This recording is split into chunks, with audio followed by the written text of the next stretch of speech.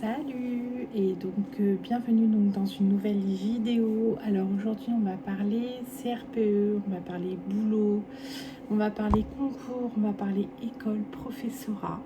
CRPE donc c'est le concours du recrutement des professeurs des écoles. Je vais essayer à travers cette vidéo, alors je pense qu'il y aura d'autres vidéos qui suivront celle-ci. Parce que il y a d'autres thématiques que j'ai envie d'aborder. En fait, là, on va vraiment se concentrer sur le concours pour devenir professeur des écoles.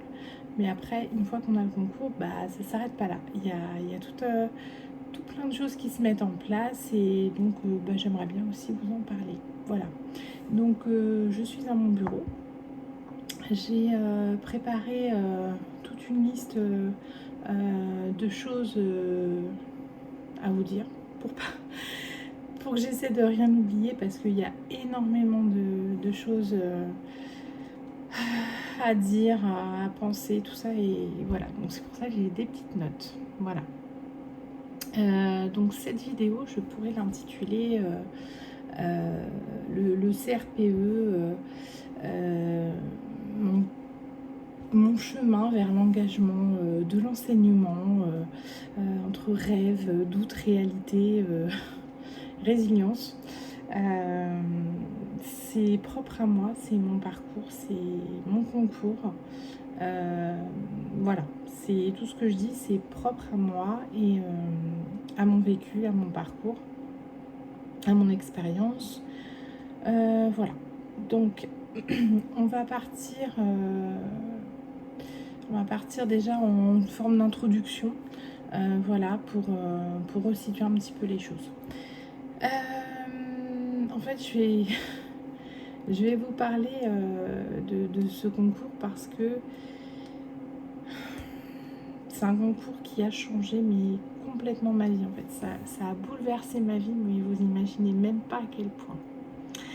Alors, j'ai fait d'autres vidéos avant, mais pour les gens qui arriveraient sur cette vidéo principalement, donc je suis professeur des écoles depuis 10 ans. J'ai passé mon concours il y a 10 ans, donc j'ai eu les résultats en juin il y a 10 ans.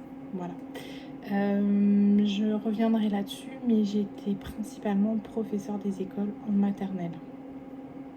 On parlera de ça tout à l'heure. Donc voilà, alors mon parcours en quelques mots, je voulais écrire en quelques mots, mais il y a pas mal de choses à dire en fait. J'ai un parcours un petit peu différent de ce qu'on pourrait faire quand on se lance dans le CRPE. Moi je viens du domaine privé à la base. J'ai pas toujours été prof. Et en fait j'ai travaillé donc dans le privé, j'ai fait diverses choses, même au point de créer mon entreprise. Voilà, et après je me suis lancée dans le CRPE. Voilà. Alors, en deuxième partie, donc je m'étais dit aborder le sujet de pourquoi j'ai choisi ce métier en fait. Alors, pourquoi j'ai choisi ce métier? Dans un premier temps, en fait, ce métier, je l'ai pas vraiment choisi en fait. Il est venu à moi. C'est-à-dire que quand j'étais petite, alors là je vous parle vraiment de choses très personnelles, voilà, en toute transparence. Quand j'étais enfant, en fait, je voulais être médecin.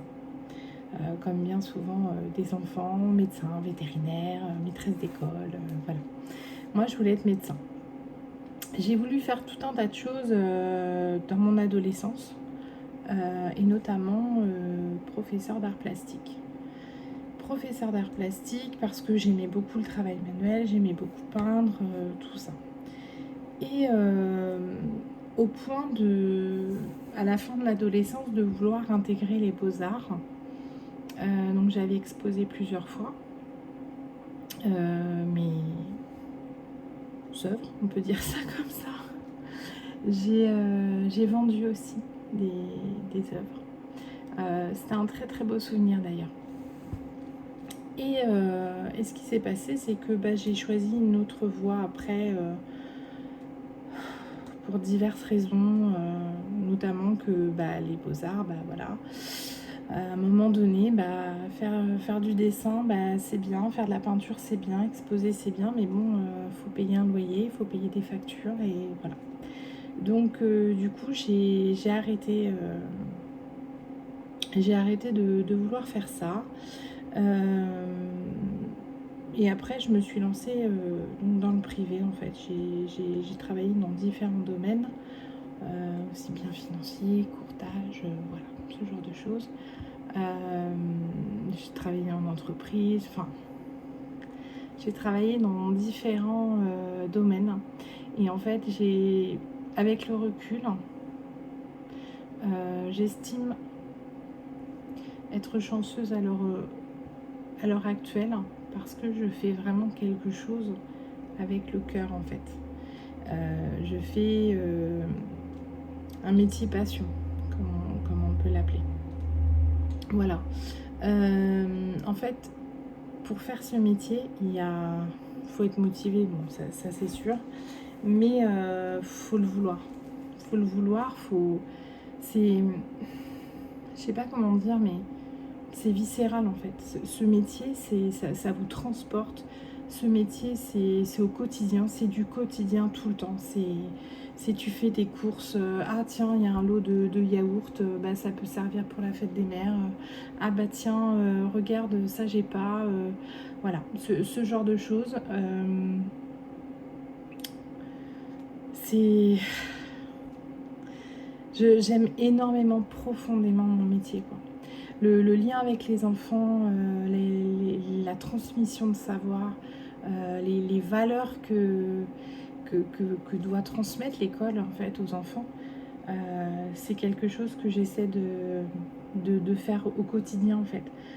J'essaie tant bien que mal, avec parfois des situations qui sont pas forcément faciles, mais de faire preuve de plus de bienveillance, de tout ce que je peux, tout ce que je connais, tout ce que je sais, tout le savoir que j'ai en fait, je le transmets aux enfants. Et ça va au-delà des programmes parfois, parce que on a les programmes de l'éducation nationale, donc qu'il faut respecter, tout ça.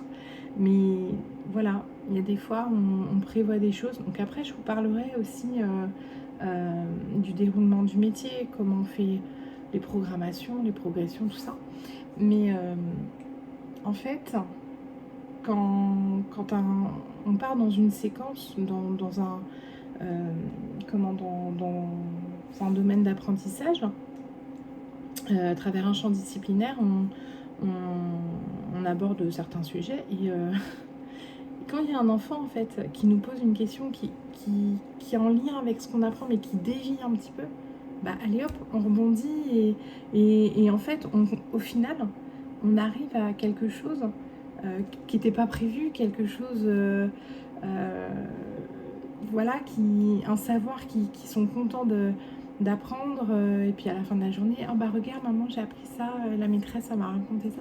Mais c'est ça, enfin moi je trouve ça mais génial en fait, la curiosité des enfants, tout ça, il faut absolument rebondir sur des petites choses comme ça, donc voilà. Et comme par exemple, je crois que je suis en train de m'éloigner un petit peu de la question que je voulais vous expliquer. Mais notamment quand on a appris, je travaille à travers des albums. Tout ça, je vous en reparlerai, mais je travaille à travers des albums, à travers les saisons, tout ça. Et je vois par exemple cette année, on a travaillé sur la petite poule rousse. Donc il y a plusieurs versions, mais là c'était où elle cuit du pain. Et donc je leur ai expliqué ce qu'était un épi de blé, tout simplement, avec le tarare, quand on sépare après la petite pellicule, le blé, tout ça, enfin bref, et de faire du pain, tout simplement. de leur apprendre la recette pour faire du pain. Alors on sort un petit peu du cadre, oui, non, parce que moi je suis là pour leur apprendre des choses, je suis là pour leur transmettre des choses en fait. Et ça me motive quoi. C'est vraiment, je suis vraiment passionnée par ça quoi. Et en fait, après je vous parle de ça, voilà, je fais énormément de trajets. Le matin j'ai 2 heures de transport, le soir j'ai 2 heures de transport. C'est un choix parce que j'aime être à la campagne, je ne peux pas vivre en ville, dans un appartement, le bruit, tout ça, très sincèrement, je ne supporterai pas en fait. Donc je préfère faire les trajets, offrir un cadre de vie qui soit au plus près de mes valeurs à mes enfants. Donc voilà, donc je fais ces trajets, tout ça, voilà. Je me lève le matin, il est 5h, et encore avant je me levais à 4h15. Mais bon, peu importe, j'ai le sentiment quand je vais à l'école que je ne vais pas travailler en fait. J'ai tellement plaisir, donc c'est à prendre, pas au premier degré, hein, bien sûr, mais j'ai l'impression de... Enfin voilà, j'aime tellement ce que je fais en fait, j'aime tellement être en contact avec les enfants. Et puis alors surtout en maternelle. En maternelle, ils sont tout neufs entre guillemets et je sais pas si vous voyez le message que j'ai envie de vous faire passer, mais on peut leur apprendre mais des tas de choses en fait. Vraiment des tas de choses. Et ils sont tellement... Enfin, on sort n'importe quoi. Allez hop, aujourd'hui on va faire ça. Mais ils sont tout le temps à fond. Tout le temps à fond. Les enfants, ils sont surtout petits comme ils sont hyper heureux quoi. J'aime bien travailler avec des mascottes. Et donc du coup, quand je travaille avec des mascottes, ils sont là, ils sont contents, mais quand est-ce qu'elle arrive et tout. Donc je mets tout en place une espèce de petit scénario. On avait créé une petite boîte à lettres avec une boîte à sucre en carton, tout ça.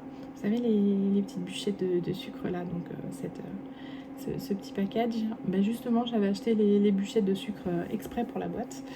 Voilà. Enfin voilà quoi, je sais pas, je me sens tellement utile. Je reviendrai là-dessus un peu plus tard dans une autre vidéo, je ne sais pas encore, mais je travaille en REP+. Donc c'est en réseau d'éducation prioritaire plus. Donc voilà. Et en fait, c'est pas facile au quotidien avec les familles, très souvent beaucoup de détresse sociale. Et j'aime ce côté-là de pouvoir les aider, d'être là pour les enfants, mais c'est un métier où il faut être là aussi pour les parents dans certains cas. Voilà, et c'est un métier aussi à multiples casquettes. Aussi bien on est éducateur, psychologue, infirmier, porteur de rêve, confident, ami.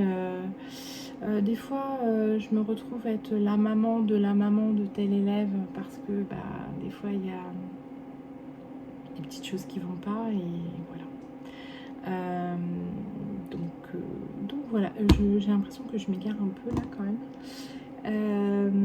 Alors, qu'est-ce que j'avais pensé? Alors, le CRPE, qu'est-ce que c'est? Donc le CRPE, comme je vous disais tout à l'heure, c'est le concours de recrutement des professeurs des écoles. Donc ça se passe en plusieurs parties.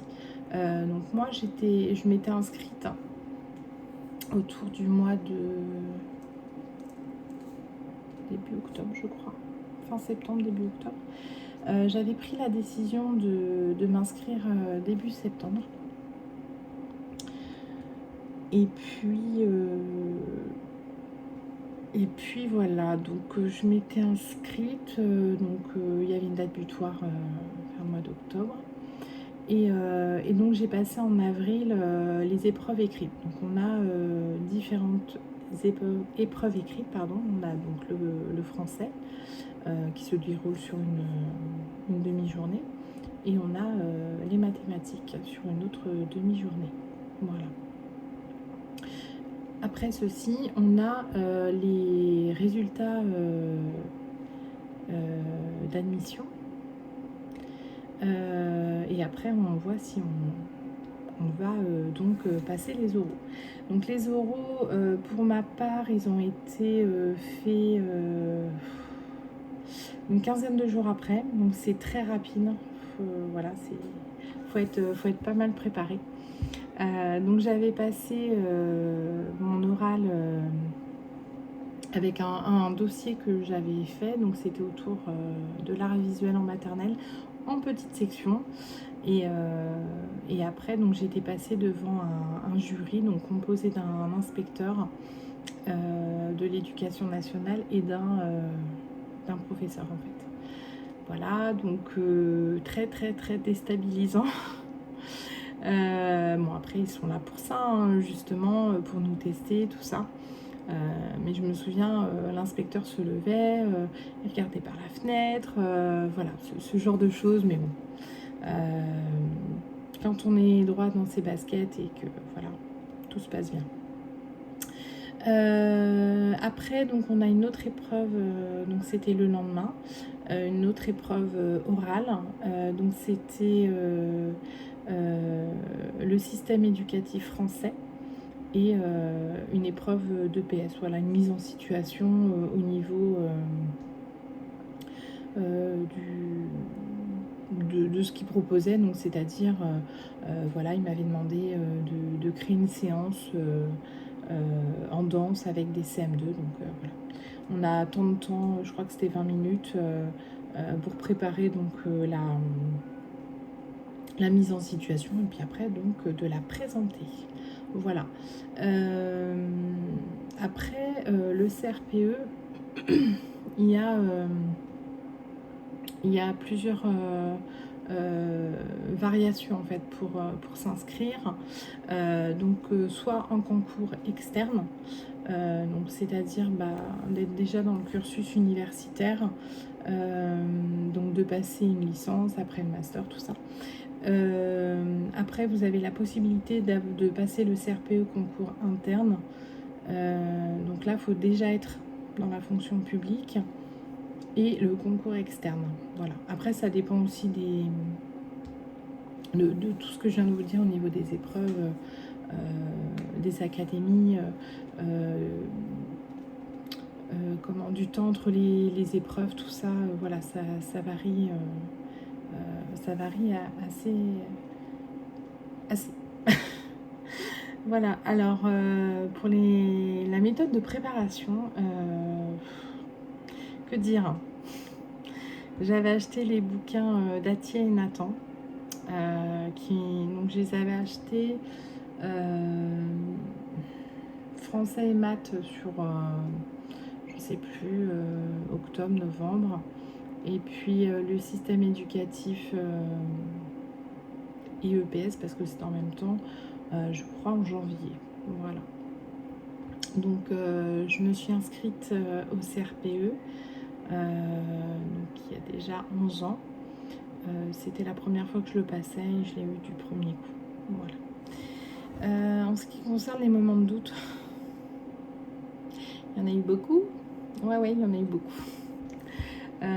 Celui où j'étais à ça de ne pas avoir mon concours, c'est quand je suis sortie de cette fameuse épreuve avec l'inspecteur.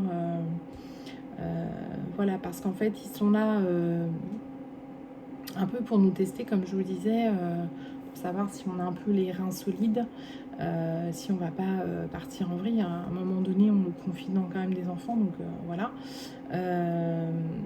Et donc, ils me posent des questions, tout ça, mais de façon un peu très, très dure.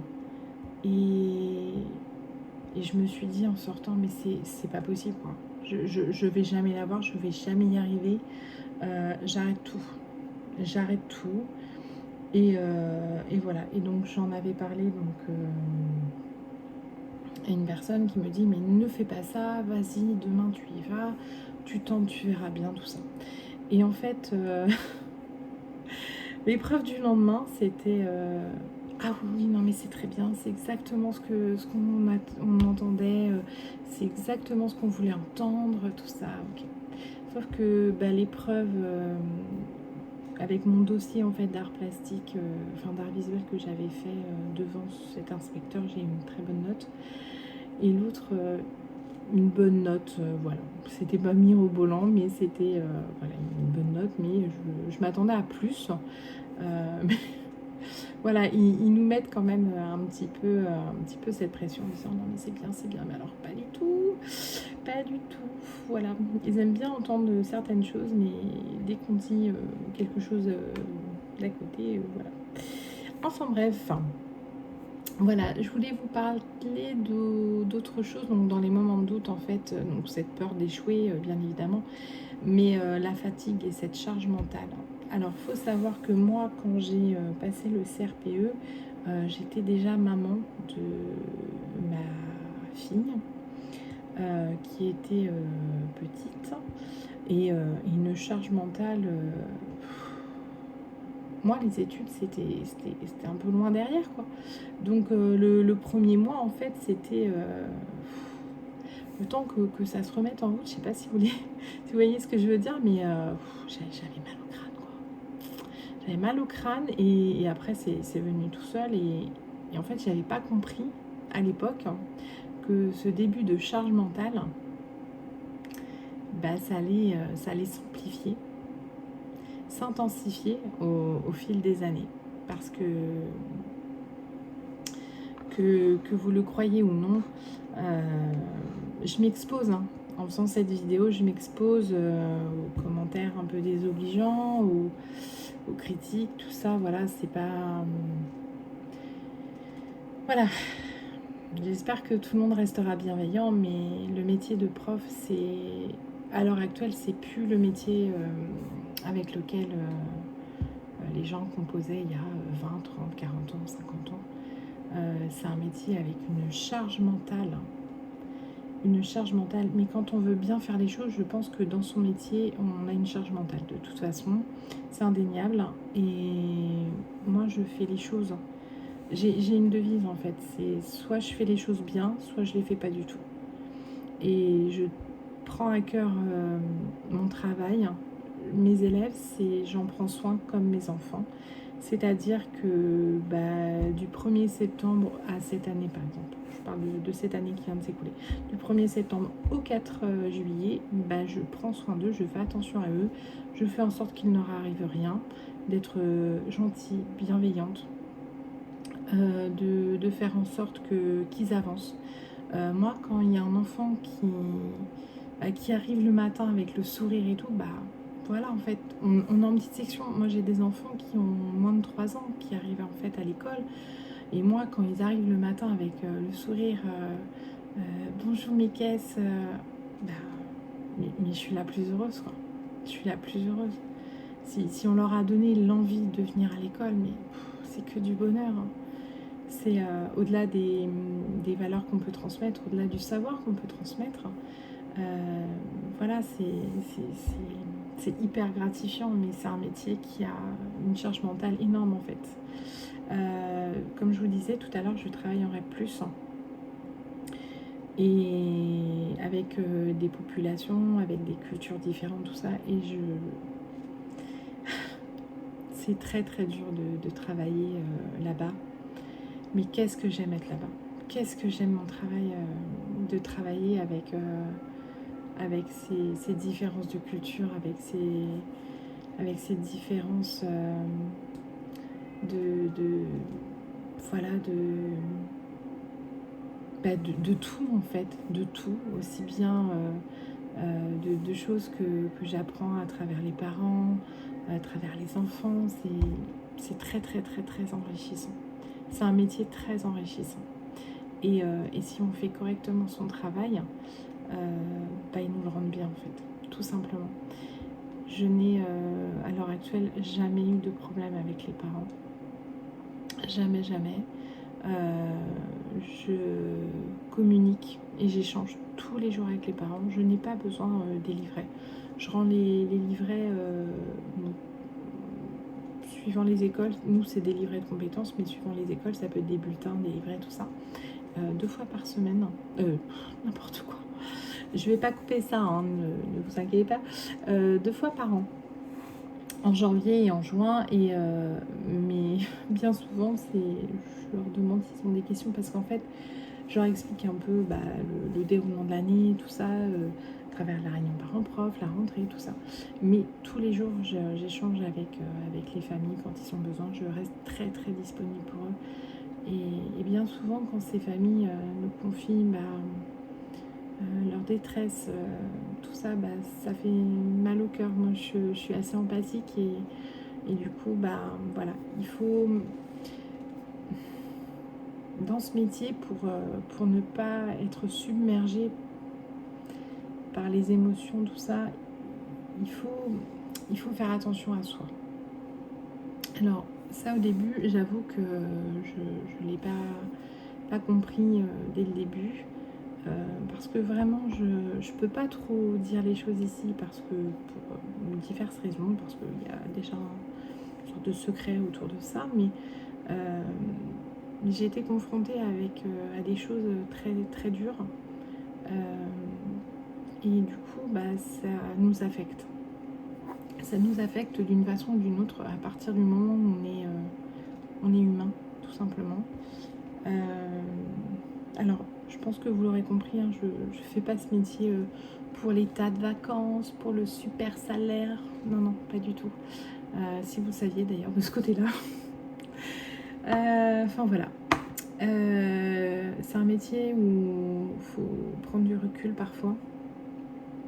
Et pour éviter d'avoir toute cette charge mentale qui est parfois oppressante, écrasante. Je me suis retrouvée là, je vous parle toujours de façon très personnelle. Je me suis retrouvée il y a quelques années en face d'un petit enfant avec de très très grosses difficultés. Et en fait, de ne pas pouvoir l'aider autant que je le souhaitais, ça... c'est quelque chose, c'est des problèmes enfin des soucis auxquels je pensais régulièrement, que je ramenais à la maison en fait. Et du coup, en fait, à l'école, je m'occupe des enfants, mais si en plus, pendant mon trajet et à la maison, je repense encore aux enfants, au point même des fois de faire des mauvais rêves, du coup, c'est pas possible en fait. C'est pas possible, il faut savoir se préserver et essayer des fois de prendre un petit peu de recul. Voilà, je m'éternise là quand même. Hein. J'essaie d'expliquer un petit peu, un peu mon ressenti, mon vécu. Voilà, c'est pas facile d'essayer d'expliquer. Il y a des gens autour de moi qui comprennent pas que je reste en RED+, que je ne demande pas ma mutation. Alors ça aussi, je pense que je reviendrai dessus plus tard dans une autre vidéo, très certainement. Mais voilà, j'adore mon métier, j'adore le cadre dans lequel j'enseigne en fait. Voilà.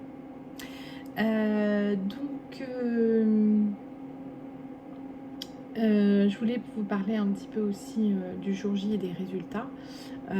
Donc les résultats en fait aux épreuves écrites et aux épreuves orales, en fait on les voit, en fait on a un numéro de candidat, tout ça, et on va donc sur la maison des examens, le SIEC, voilà. Et quand on voit, on cherche par ordre alphabétique, et déjà la lettre, après par ordre alphabétique, et je me souviens, j'avais fait des imprimés écran parce que je regardais, je me disais waouh, j'ai réussi. J'étais mais tellement contente. Là, je vous explique un petit peu, grosso modo, mon parcours, tout ça dans les grandes lignes. Mais si vous saviez à quel point ce concours a changé ma vie, le déroulement, le cheminement de ma vie, et encore, je pèse mes mots quand je dis ça, je pèse mes mots. Mais du coup, quand on voit qu'on est admissible, cool. on va aux oraux. Et après, une fois qu'on a passé les oraux, qu'il y a les résultats, et ben voilà, on se connecte à nouveau. Et là, on voit son nom, son prénom, sa date de naissance et son rang. Et là, on se dit waouh, ça y est, l'aventure commence. Enfin, elle avait commencé un an avant, au moment où j'avais décidé de m'inscrire au CRPE. Donc voilà, mais c'est des moments magiques. C'est des moments magiques. Donc voilà, et ouais, moi j'ai passé le concours dans l'académie de Créteil, à Villepinte notamment, et il y avait le jour où j'ai passé les écrits, il y avait mais plein de petites tables comme ça, on était en randonnion, mais c'est immense, hein. C'était à Villepinte, donc je sais pas si il y a les foires expositions, je crois, mais à Villepinte c'est immense, immense, immense, immense, et en fait on est là, on reste dans sa bulle.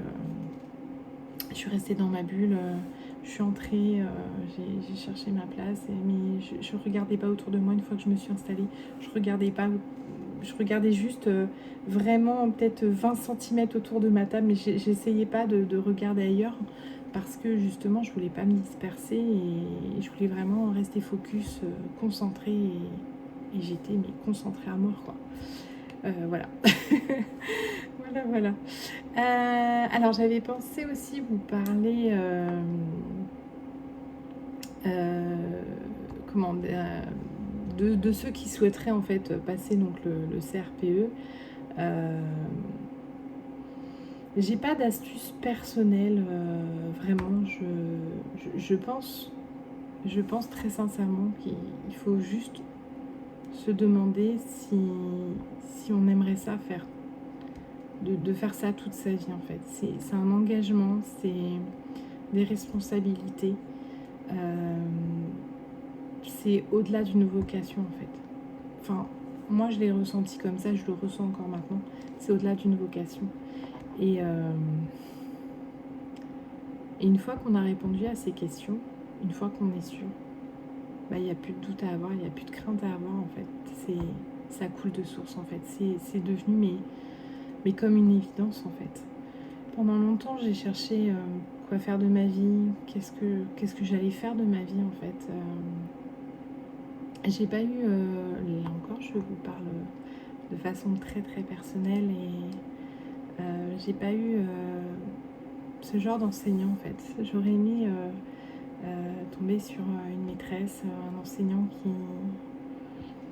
qui dise allez, ça va le faire, on va y arriver. Déjà le on va y arriver, déjà le fait de s'inclure avec son élève, c'est génialissime, hein. C'est génialissime. J'ai eu pour ma part des enseignants un peu vieille école, un petit peu vieille France, voilà, voilà, tu travailles pas, bah, c'est pas grave, hein, voilà, je suis payée à la fin du mois, voilà. Ça c'est quelque chose que j'ai déjà entendu quand j'étais au collège et qui m'avait profondément marquée. Il y a eu d'autres choses que j'ai pu entendre de la part du corps professoral et qui, je trouve, n'est pas du tout bienveillant, et je pense qu'il faut faire attention aux mots qu'on emploie devant les enfants, et il faut faire preuve d'une grande bienveillance parce que les mots qu'on peut employer en tant qu'enseignant peuvent marquer, et peuvent marquer très fort, limite au fer rouge. Voilà, parce qu'on est tous capables d'y arriver dans la vie, on est tous capables de surmonter ses angoisses, ses peurs, et de se créer une meilleure vie que celle dont on peut nous imaginer en fait. Voilà, donc faut rester fort, faut rester courageux et bienveillant, et après ça passe tout seul, ça roule, et voilà. Quoi vous dire d'autre? Je crois que j'ai beaucoup parlé dans cette vidéo, mais voilà, j'avais envie de vous expliquer le pourquoi du comment je suis devenue enseignante, tout ça. Et et voilà. Donc écoutez, j'espère que ça vous aura un petit peu aidé. J'espère que ça pourra peut-être vous inspirer. Voilà, mais en tout cas, ça m'a fait plaisir de vous parler de mon parcours, en tout cas. Voilà. Bah, sur ce, je vous laisse. Et puis, je vous dis à très bientôt. Salut!